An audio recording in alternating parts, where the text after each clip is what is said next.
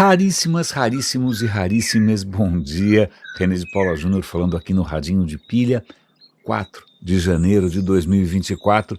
Sim, estou de volta e como vocês podem ver, eu trouxe aí na bagagem, eu trouxe aí de contrabando sons de pássaros de 5, 6 mil quilômetros daqui. Espero que eles nos façam companhia aqui, como eles fizeram no primeiro episódio do ano, que eu gravei em circunstâncias um pouquinho aventureiras, um pouquinho cowboy, né? Aliás, eu estava muito ansioso para saber se a qualidade ficou razoável, ficou aceitável, porque como eu fiz tudo direto do smartphone, e subi sem conferir, sem poder alterar nada, espero que tenha sido, que tenha valido a pena. Aliás, eu comecei o dia hoje com um gesto muito bacana, um gesto muito generoso, de um comentário de um raríssimo no Spotify.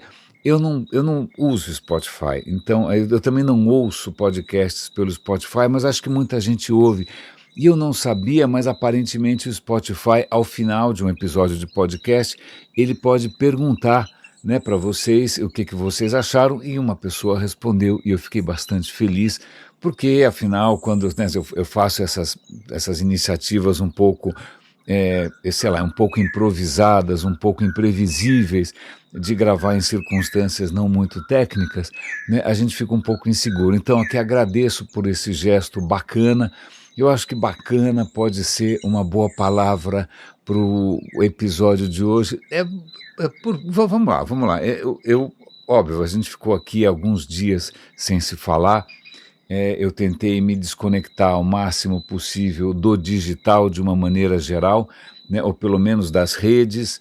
É lógico, eu estava consumindo conteúdos que estavam na forma digital, ouvindo audiolivros, ouvindo podcasts, lendo coisas no Kindle, não é? Mas eu estava tentando fugir um pouco dessa máquina de moer carne que são as plataformas, tentando deixar isso de lado e viver, né? E simplesmente abrir os olhos, os ouvidos, os sentidos para aquilo que estava à minha volta, sobretudo porque eu estava num ambiente bastante preservado, bastante fecundo, e isso definitivamente me fez muito bem. Eu comentei com vocês no primeiro episódio do ano a grande coincidência que foi começar a ler A Origem das Espécies do Darwin, né, justamente cercado de vida pululante, sei lá o que mais, esvoaçante, saltitante, né, bom, se bem que iguanas não saltitam muito, à minha volta, mas acho que tem outras coincidências aqui que eu acho que vale a pena a gente usar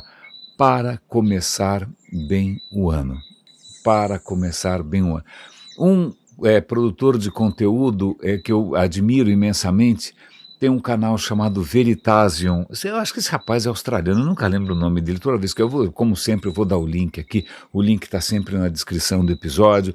O link está sempre no radinhodepilha.com, no nosso canal no Telegram, no nosso canal no WhatsApp. E esse episódio do Veritasium foi tão bom que eu acabei de assistir de novo. Para fazer justiça com a riqueza desse conteúdo e não, sei lá, ser leviano e acabar passando por cima de um monte de detalhes interessantes. Esse jogo, olha aí, acabei fazendo aqui um ato falho. Esse episódio é sobre uma questão que eu acho absolutamente fundamental, né, que é a questão da cooperação, que é a questão da convivência, a questão do comportamento, a questão da ética, a questão de como conduzir uma vida mais rica. Tudo isso tem a ver com algo que não parece ser, literalmente caiu do céu. Caiu do céu em 1949, né, os navios americanos estavam circulando, os navios militares americanos estavam circulando de lá para cá, e eles estavam coletando chuva. Por quê? Para economizar água? Não, eles estavam de olho para ver se mais algum país, né, adivinha qual país, estaria por acaso se aventurando, né, no incrível território da física nuclear. Aliás, vou fazer um pequeno parêntese aqui, eu vou dar o link para uma reportagem que foi publicada, acho que originalmente na BBC Brasil e depois replicada na Folha. Estamos completando, foi mais ou menos 100 anos, né, que a Marie Curie foi 2 vezes prêmio Nobel, uma cientista judia de origem polonesa, se eu não me engano, que na França acabou, né, tendo um trabalho absolutamente extraordinário.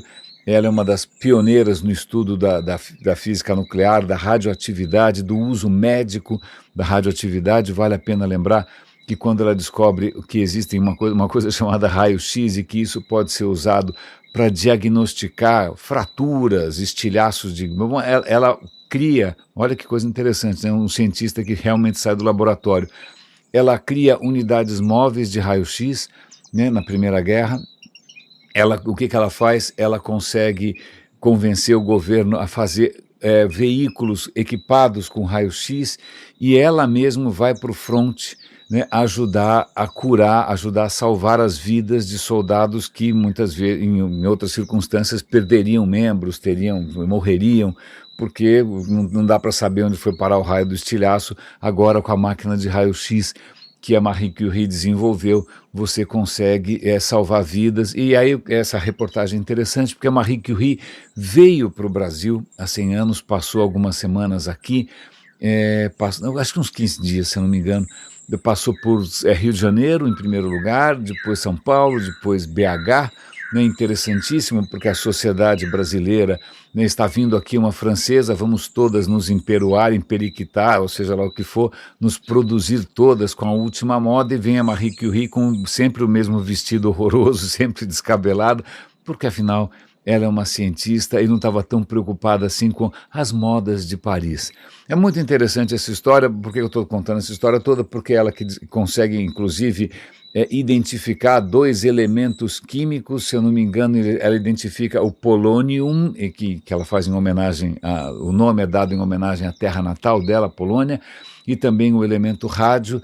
Pois bem, então a radioatividade, obrigado Marie Curie, visitou o Brasil, foi recebida com pompa e circunstância, né, uma mulher que recebeu 2 prêmios Nobel, que a Academia de Ciências da França jamais aceitou como membro, porque ela era uma mulher, mas mesmo assim ela está no Panteão em Paris. Pois muito bem.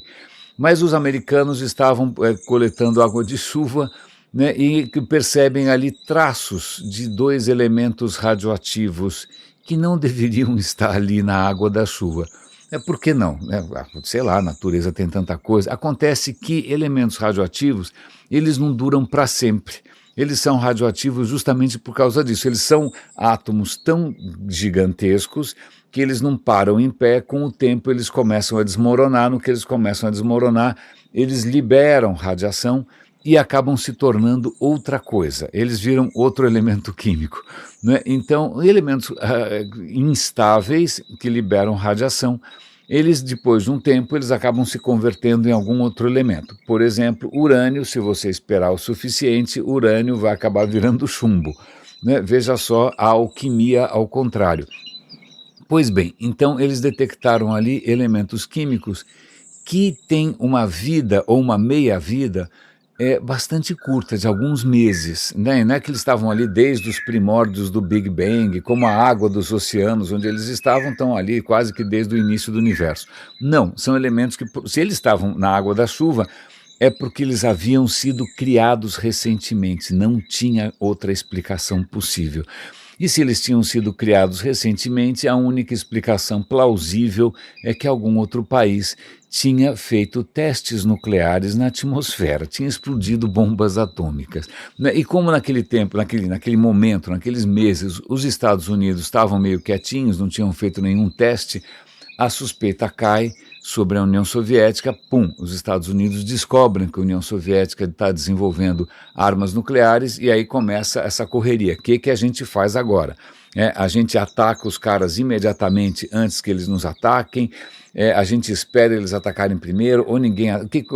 Como que a gente vai interagir aqui? Qual é a melhor estratégia? Porque, afinal, os caras não são necessariamente amigos, pelo contrário, é uma competição aí pela dominância. Obviamente a União Soviética quer expandir o comunismo, obviamente os Estados Unidos querem expandir o liberalismo. Então, o que se faz? Bom, em suma, naquele momento já havia uma disciplina chamada Teoria dos Jogos, von Neumann, que é o criador, um dos criadores da teoria dos jogos, ele já estava pensando assim, olha, melhor atacar esses caras primeiro, não vamos dar uma segunda chance, melhor não, esses caras são loucos. Mas o que acontece é que eu estou aqui agora, eu estou tentando espremer minha memória para ver se não me escapa nenhum detalhe importante, mas obviamente eu só estou lembrando aqui das linhas gerais. Uma instituição de pesquisa, o que eles chamam de think tank, né, um tanque de pensamento, nos Estados Unidos, começa a desenvolver estratégias possíveis, começa a pensar qual é a melhor orientação para a política internacional e, curiosamente, dois estudiosos de teoria dos jogos, eles propõem um novo tipo de jogo, né? Eles tinham proposto isso e sem perceber que isso era muito análogo ao que estava acontecendo no cenário internacional, né? O jogo que eles propõem se chama, agora já esqueci como é que chama, o Dilema do Prisioneiro, acho que é isso, Prisoner's Dilemma. Mas a história, vamos esquecer os prisioneiros, vamos ver como se fosse um programa de televisão, porque afinal inúmeros programas de televisão foram feitos em cima dessa mesma mecânica. Eles imaginam a seguinte mecânica: olha, você tem aqui um jogo, né, como se fosse um programa, né, é um jogador contra o outro e tem lá o dono do programa que vai premiar. Então você roda uma vez ali o jogo e tem prêmios conforme o seu comportamento, tá bom? Então tem um tiozinho lá, o mediador, né, que tem lá o controle dos pontos, você ganhou tantos pontos para você, tá? Mas quais são as regras do jogo? As regras do jogo são muito simples, né? Os dois jogadores se confrontam e aí você pode ter duas estratégias, né? Você pode ser bacana ou você pode ser sacana. Bacana significa eu vou ser honesto, por exemplo. Sacana significa eu vou ser desonesto. Bacana significa eu vou falar a verdade. Sacana significa eu vou mentir. Bacana significa eu vou ajudar. Sacana significa eu vou atrapalhar. Mas vamos resumir essa história toda: eu posso ser bacana ou eu posso ser sacana, ok? Ainda mais porque em português isso rima, em inglês não necessariamente. Pois bem, então você tem duas saídas a cada rodada: eu vou ser bacana ou eu vou ser sacana? Bom, depende da premiação. A questão é a seguinte: se os dois forem bacanas, se nenhum dos dois aprontar, se os dois forem limpinhos, se os dois forem, sei lá, corretos, cada um ganha 3 pontos. E legal, empatou, cada um ganha 3 pontos. Agora, se os dois mentirem, se os dois forem sacanas, lamento informar, mas cada um ganha 1 ponto. Ou seja, tá legal. Então você tem, se os dois forem bacanas, 3 pontos para cada um, se os dois forem sacanas, 1 ponto para cada um. Mas o que acontece se um for sacana e o outro for bacana, né? Se um for malandro e o outro for honestão? Pois bem, nessa situação, se você for sacana, curiosamente, você leva 5 pontos e o outro cara não leva nada. Então você literalmente bateu carteira, você realmente saiu ganhando. Você fala, bom, então que jogo bobo, né? Porque então eu vou ser sacana sempre, né? Ok, tá legal. Se o outro também for sacana, tá, ganho 1, né? Mas se o outro for bacana e eu for sacana, eu ganho 5, outro cara não ganha nada, eu ganhei o jogo. Mas a questão não é um jogo que se joga uma vez, é um jogo que é repetido. Você vai repetir esse jogo de novo e vai repetir esse jogo de novo, certo? A questão é, se você vai repetir esse jogo, que é o que acontece na vida, certo? Você vai encontrar o seu colega de trabalho no dia seguinte, você vai encontrar o seu cunhado no churrasco no sábado seguinte, você vai encontrar o seu parceiro ou parceira no dia seguinte, né? A vida são oportunidades repetidas, até que não é? Então, pera um instante só, isso muda um pouco a estratégia, né? Porque se fosse um encontro só, né, na calada da noite, na balada, tal, puxa, eu vou ser sacana porque eu levo todas as vantagens e o outro que se dane, né? Agora, se os dois forem sacanas, bom, menos mal, não saio de mão abanando. Mas a questão é a repetição. E o que é interessante, que um desses teóricos, que é um tiozinho, que aliás, se vocês quiserem conhecer, basta assistir ao vídeo, porque ele aparece ali, e é uma alegria, porque ninguém imaginava que ele fosse aparecer, um cara chamado Axelrod, que parece um nome de banda de rock, mas não é, um tiozinho muito simpático. Ele era um entusiasta já da computação e ele propõe o seguinte: olha, vocês aí que são teóricos, né, da teoria dos jogos, vamos pegar esse jogo aqui e agora vocês mandam para mim estratégias, tá bom? Eu vou dar um exemplo aqui, ó, tá aqui uma estratégia, eu vou criar aqui um programinha que é uma estratégia. Ó, se o jogo começa, eu vou ser legal, né? Agora, se eu vou ser legal sempre, agora se na próxima jogada eu vou ser legal, não vou ser legal, depende da anterior. Bom, ele faz um exemplinho, um programinha de exemplinho, mostrando como que o robozinho dele iria proceder nesse jogo, e ele convida pessoas a mandarem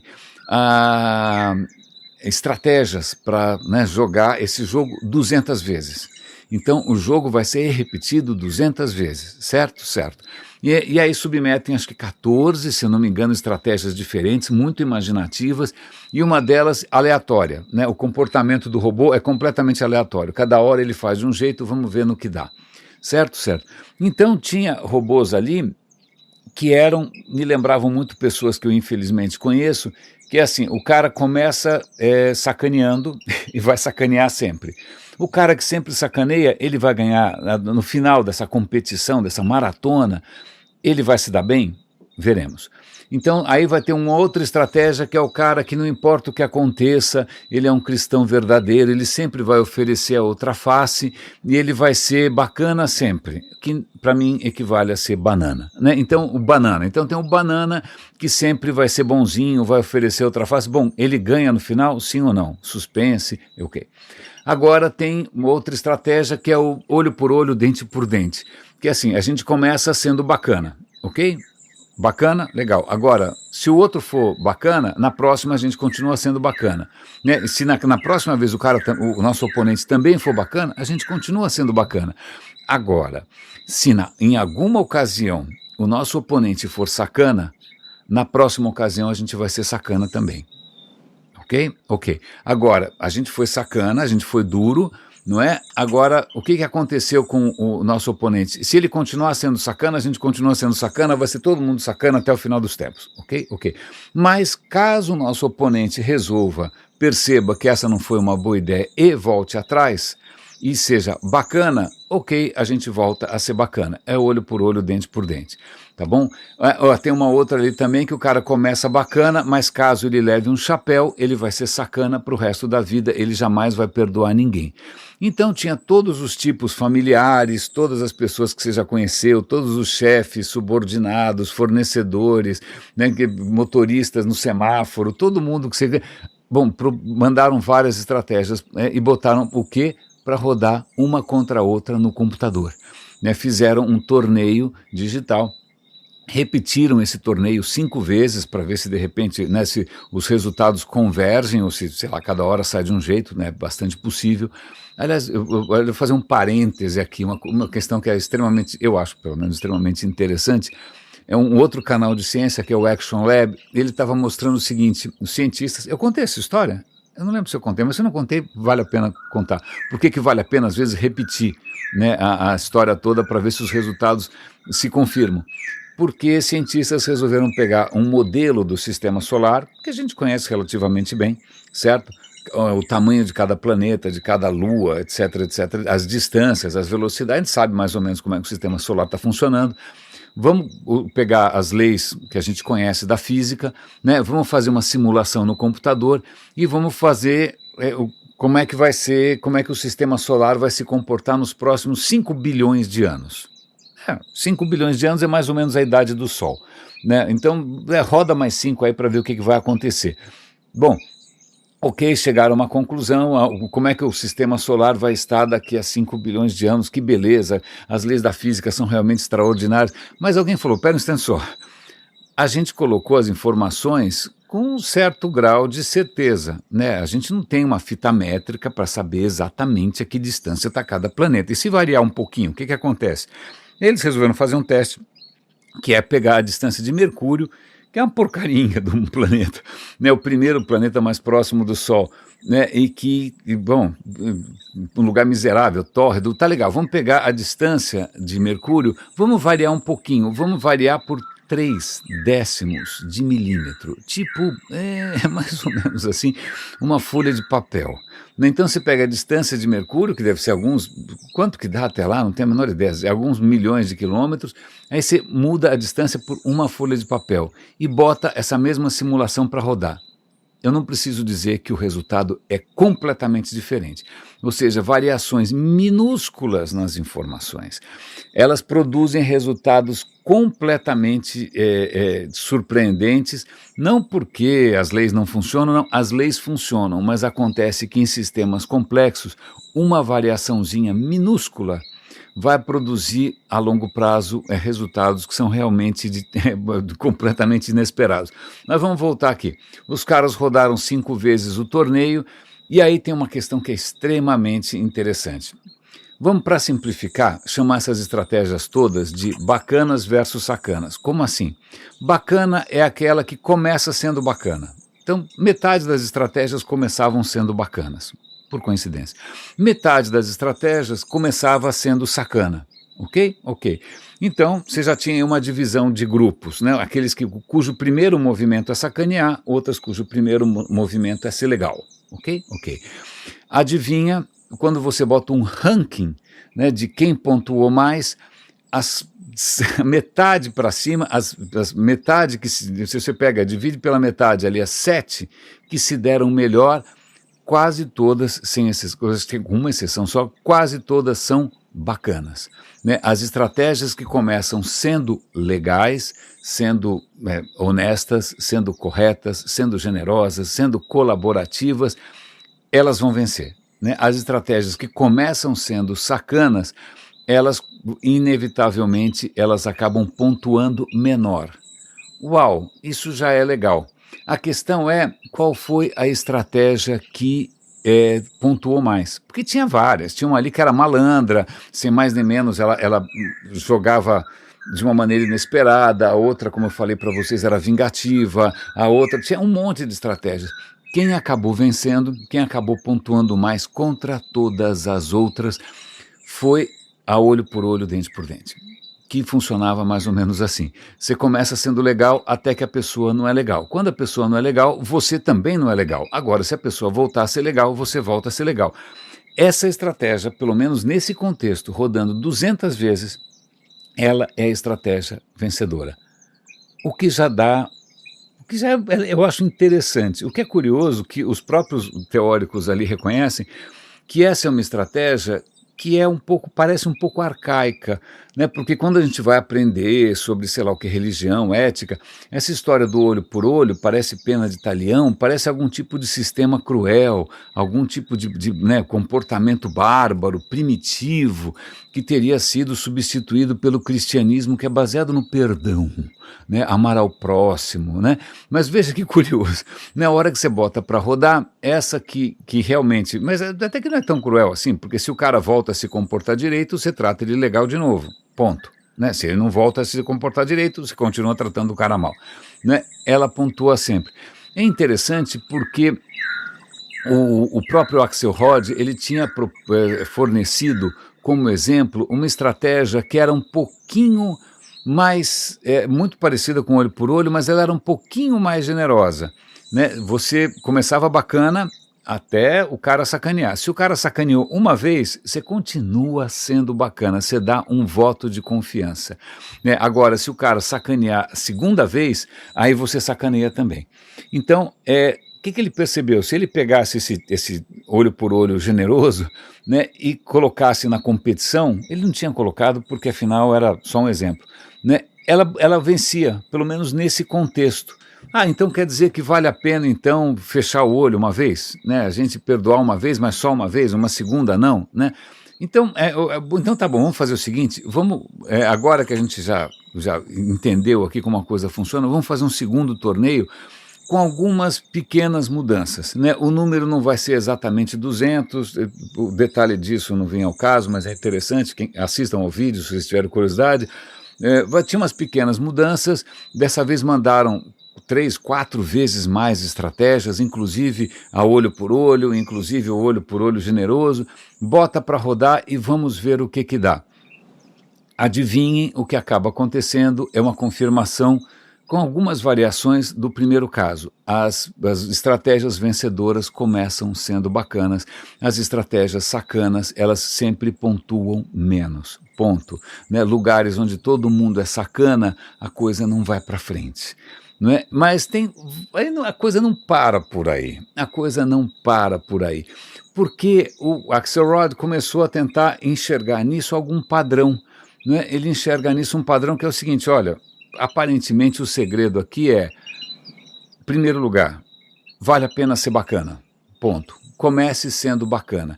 A segunda questão é a questão do perdão, né? Se a pessoa voltou, se o sacana deixou de ser sacana, legal, vamos esquecer o que aconteceu.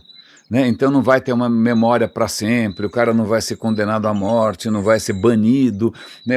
Não, é qualquer tipo de coisa. A terceira questão, além desse perdão, é a questão, para não virar todo mundo um bando de banana que perdoa tudo que acontece, a terceira questão que parece ser chave é a questão retaliatória. Ou seja, se o cara é sacana, existe alguma consequência. Então vamos lá. Primeiro lugar, ser bacana. Segundo, reagir ou retaliar se houver algum tipo de sacanagem. Terceira, se o cara voltar atrás, você volta atrás também. Então, ser bacana, reagir contra o abuso. Em terceiro lugar, perdoar caso haja aí uma mudança de comportamento. E em quarto lugar, surge uma outra conclusão, vamos chamar assim, que é clareza. Né? Regras claras, né, funcionam melhor. Quando a regra não é clara, quando a regra é aleatória, isso gera uma insegurança geral e no fim todo mundo acaba se comportando mal porque não consegue entender qual é a regra do jogo. O vídeo podia parar por aí. Eu acho que já seria um belíssimo começo de ano. Né? A gente perceber que você ser bacana, você ser honesto, você dar um voto de confiança, né? Você, de alguma maneira, ser duro com aquilo que é errado, mas também acolher quem se arrepende, isso não é necessariamente um mandamento que veio no alto de uma montanha, escrito em pedra. Isso decorre mesmo. Se você botar uma máquina para ficar jogando sozinha, é essa a conclusão que ela chega. São conclusões a que a própria vida orgânica chegou. Porque, veja, chamando aqui a atenção do Darwin, que eu estou lendo com imenso deleite, que coisa mais gostosa, ele mesmo percebe que, embora ele coloque que o que acaba sendo o motor da evolução é o que ele chama de luta pela vida, a luta pela vida não significa necessariamente massacrar o próximo. Né? A luta pela vida significa que as condições disponíveis são finitas, né? Você não tem alimento infinito, você não tem energia infinita, você tem que cavar o seu lugar ao sol ali, mas isso não coloca de lado a cooperação, isso não coloca de lado o mutualismo, isso não coloca de lado a simbiose, pelo contrário.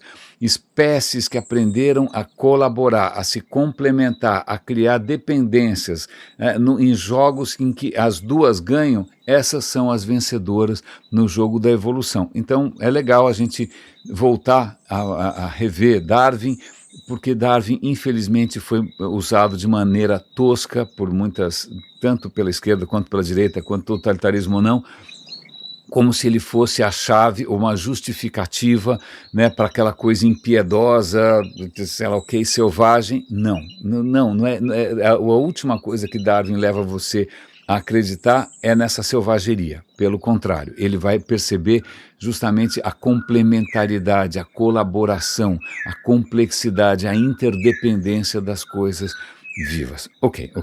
Mas vamos voltar lá. Mas o que é interessante, porque esse jogo, afinal, é um contra o outro. Você está falando aí, é um cenário que é competição individual, mas isso não reflete a realidade, né, você tem espaços ecológicos com vários indivíduos, com várias espécies, com vários países.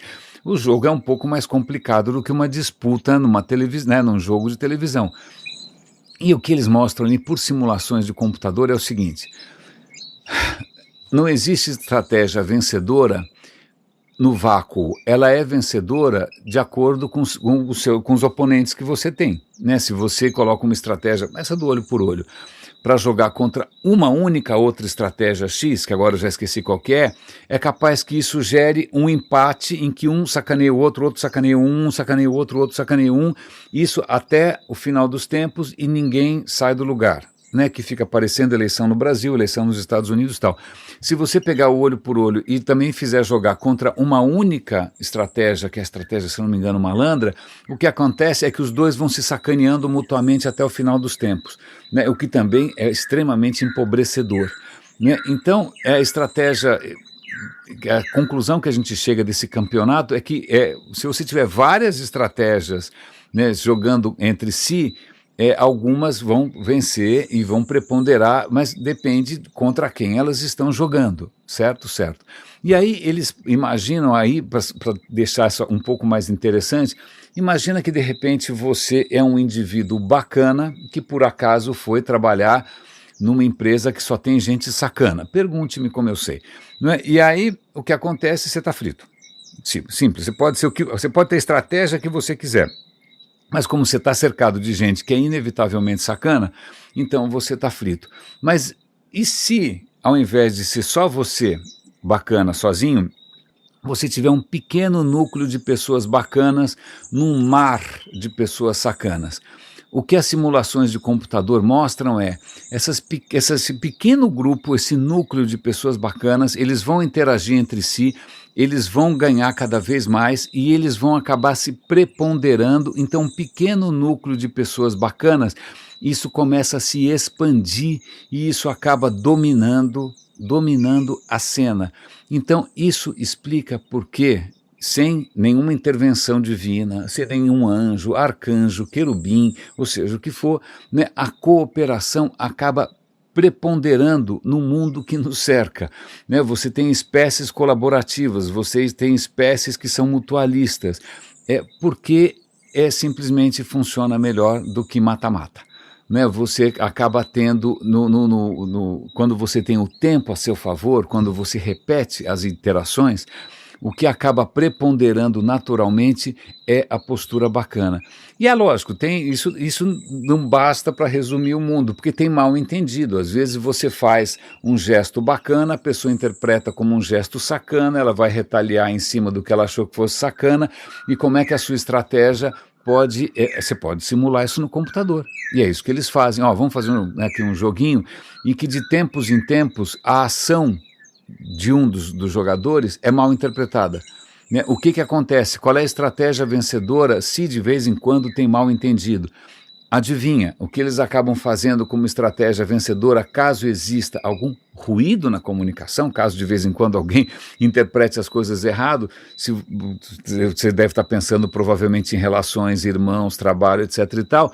Aí, aparentemente, uma estratégia boa é o olho por olho, mas com uma pontinha a mais de, digamos, complacência, né? Tá legal, então, ao invés de retaliar toda vez que alguém erra, a cada 10 erros eu vou aleatoriamente perdoar, vou fazer vista grossa, né? Porque de repente não era isso que a pessoa queria dizer, eu não vou levar isso a ferro e fogo, né? Então veja, é um olho por olho sem ferro e fogo, né? É um olho por olho que ainda dá o benefício da dúvida, que de repente de vez em quando, se as evidências não forem muito claras, fala, bom, não sei, olha, eu não tenho certeza se isso foi maldade, então eu vou relevar, vamos continuar tocando a vida legal, né? Então, à medida que você vai tornando esses modelos, essas simulações mais ricas, mais próximas da realidade cotidiana, da realidade não só sua, não só a realidade humana, mas também a realidade biológica,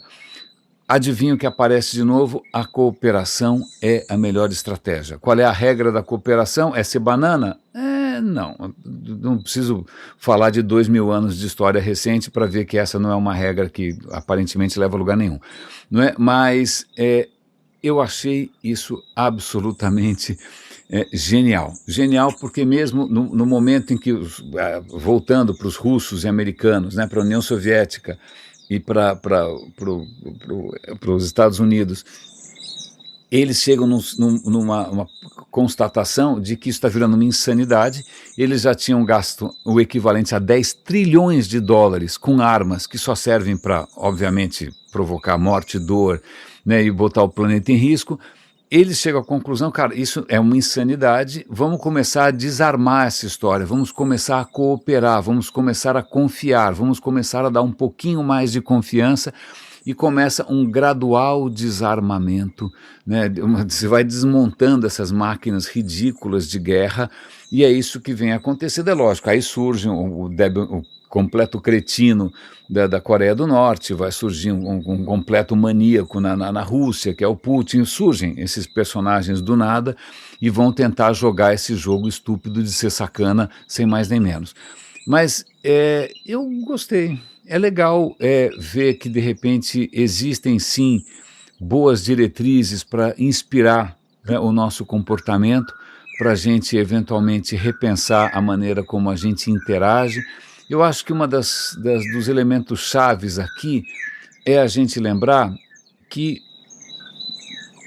a gente, como eu estou pensando, de uma hora para outra me veio Nietzsche na cabeça com a história do eterno retorno, né? Se você imagina que essa não é a única ocasião que você vai interagir com alguém, que não é o único semáforo, que não é a única transação comercial, que isso vai se repetir, que você vai encontrar essa pessoa de novo, essa é a chave, né? Se você imaginar que toda transação é pontual, se você não tiver esse exercício, essa capacidade de ver além desse momento, desse interesse imediato, se você tiver só um interesse imediato, você vai acreditar que ser sacana vale a pena, mas ao longo do tempo, não. Ao longo do tempo você vai ser um perdedor nesse jogo da vida. Não só você vai ser perdedor, mas todo mundo vai ser perdedor nessa história.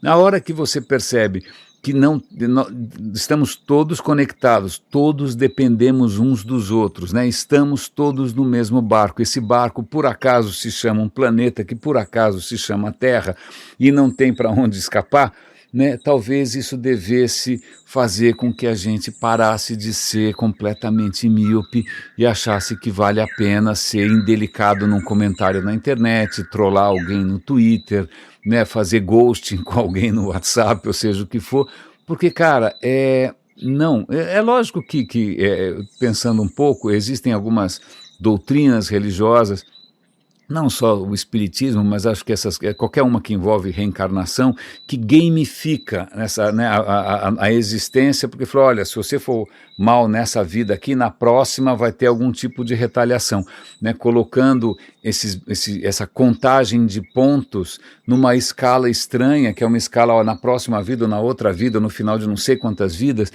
mas eu ainda acho que, bom, primeiro, é mais do que claro, já venho deixando bastante claro aqui, eu não acredito em nada a não ser a natureza e uma vida só e nada fora disso, né? O nome que você quer dar para isso pode ser ateísmo, pode ser materialismo, tanto faz. A questão é que eu acho que se você olhar essa vida, não precisa de várias outras, não precisa de infinitas outras, não precisa de uma contabilidade universal, não precisa de, não precisa de, sei lá, um velho que trata um filho diferente do outro, e você tem que ficar de joelho para ele tratar você melhor do que o irmão, e isso é chamado bênção. Não, esquece, isso é uma complicação que eu não consigo entender muito bem. A questão é, nós dependemos uns dos outros, porque estamos todos vivos ao mesmo tempo, no mesmo lugar, no mesmo planeta.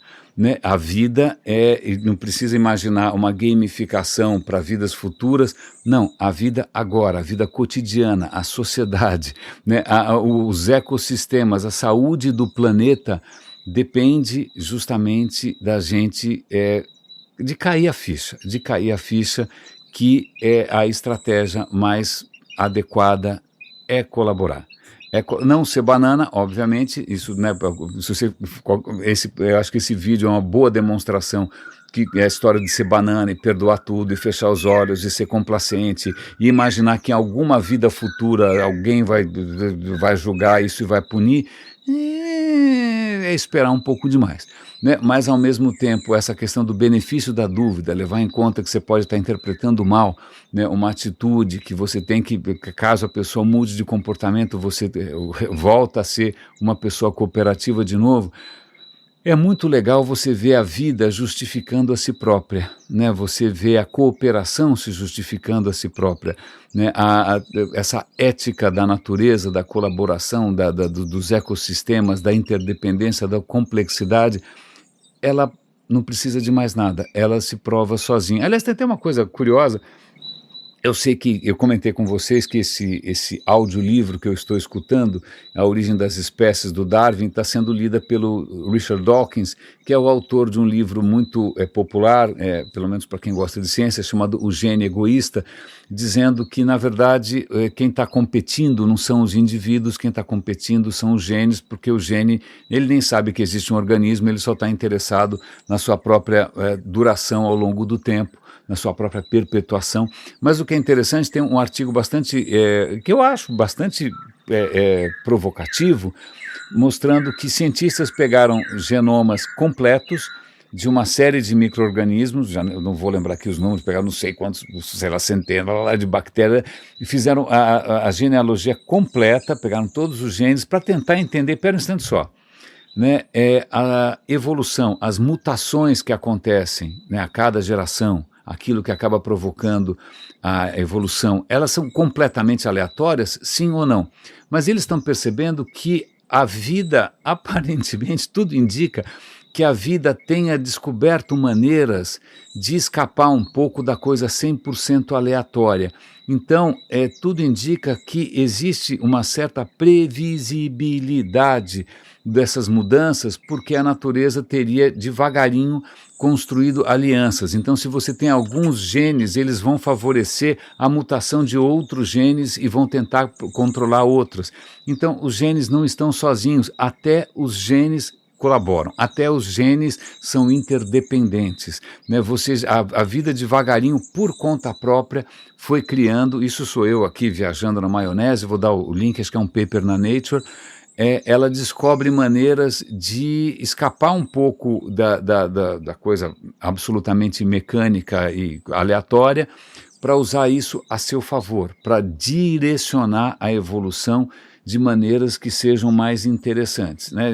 Vale lembrar que, se você quiser um excelente exemplo do triunfo da vontade do indivíduo, é um câncer, né? Um câncer é justamente quando a vida, ou qualquer coisa viva, uma célula, ela resolve dar uma banana para a cooperação e vai pensar apenas no seu próprio interesse. Eu não preciso dizer onde isso leva, né? Isso é muito. E agora, só para curioso, porque eu comecei a ouvir uma série maravilhosa, espetacular, do The Rest is History, sobre a ascensão do nazismo na Alemanha. É um assunto que me interessa, porque eu já morei na Alemanha um tempo, já estudei bastante a língua, tenho um fascínio meio triste pelo que aconteceu com um país que aparentemente era tão civilizado, um país que deu Bach, Goethe, né, grandes pensadores, Schopenhauer, né, maravilhosos, Nietzsche, como é que ele foi cair numa barbárie dessas.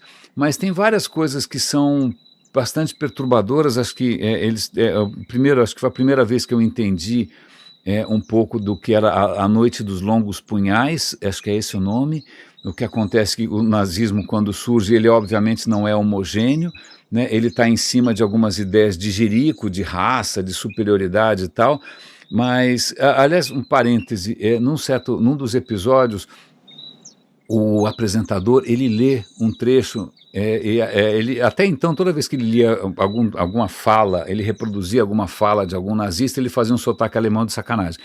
Mas dessa vez ele falou, cara, eu não vou fazer sotaque nenhum, porque isso é tão sinistro. Ele vai ler um trecho que eu só vou lembrar parcialmente, que fala o seguinte: olha, esse papo de humanismo aí, isso vai enfraquecer a espécie humana, essa história de comiseração, essa história de compaixão, isso é uma fraqueza espiritual, porque se a gente quiser que realmente a humanidade prospere, a gente tem que reconhecer que existe uma luta perpétua em que só tem dois resultados, ou você vive ou você morre. Então, se a gente quiser realmente que a coisa avance, nós temos que investir nessa luta permanente em que os mais fortes vão preponderar sobre os mais fracos, em que não tem que haver piedade, em que não tem que haver essa tolice, essa fraqueza, essa bananada, né, do humanismo. Isso é um trecho do Mein Kampf, do Hitler, que ele escreveu na década de 20, em que ele está, assim, abertamente propondo uma visão de mundo cruel, uma visão de mundo belicosa, uma visão de mundo pseudocientífica, porque ele está achando que isso explica evolução. Não, coitado do Darwin, o Darwin não tem nada a ver com isso, não. Né? Ele está nessa história de um triunfo de uma raça sobre a outra, na guerra permanente contra os mais fracos. Ele está simplesmente, parece aquelas estratégias ali da desconfiança perpétua, né? Você começa sendo sacana e vai sendo sacana até o final dos tempos. Isso ele escreveu em 20 e poucos, 23, eu acho. Mesmo assim, esse cara acaba conquistando o poder. Eu não vou entrar aqui nos detalhes, algumas coisas a gente vai lembrar nos próximos episódios aqui no Radinho, mas tem uma coisa que é especialmente triste, porque Hitler e os nazistas, eles têm aversão a livros, eles têm aversão à cultura, eles têm aversão a qualquer coisa que possa cheirar humanismo. Eles acreditam numa raça atlética, numa raça vigorosa, eles têm um fascínio pelos corpos perfeitos. E aí, de uma hora para outra, parece, e isso é fato, né? Numa escola, o cara que passa a ser mais importante é o professor de educação física, porque começa todo um trabalho num país inteiro, né, num povo inteiro, né, de criação de soldadinhos. Agora os meninos vão ser, desde pequenininhos, ensinados a obedecer, ensinados a serem atléticos, ensinados a serem vigorosos, ensinados a serem impiedosos. As meninas vão ter que procriar, elas vão ter que ser excelentes procriadoras para colocar no mundo os melhores atletas, os melhores soldados. E aí na Olimpíada de Munique você tem aquele desfile daqueles loiros magníficos para lá e para cá, né? Um culto do atletismo, um culto do corpo, um culto da saúde. E o pior é que muita gente se deixou encantar por essa visão absolutamente nefasta, absolutamente ressentida, absolutamente pobre, né? E deu no que deu. Né? E curiosamente, quase que, sei lá, 2, 3 gerações depois, a gente ainda parece bastante sensível a esse tipo de armadilha, a esse tipo de visão. Ok, mas vamos lá. Como o próprio vídeo do Veritasium demonstrou, se você tiver um pequeno núcleo de pessoas bacanas, né, quem sabe ao longo do tempo a nossa bacanice, né, a nossa estratégia mais colaborativa, a nossa estratégia mais cooperativa, quem sabe ela consegue abrir um espaço crescente entre os sacanas. Por enquanto acho que o jogo está empatado, toda eleição é prova disso. Raríssimas, raríssimos e raríssimas, é bom estar de volta. Vou deixar vocês com o som dos pássaros de Curaçao às 6 da manhã, ou até antes disso. Eu tinha acordado bastante cedo quando eu fiz essa gravação. Um grande abraço, obrigado pelo carinho, feliz ano novo para todos nós e até amanhã.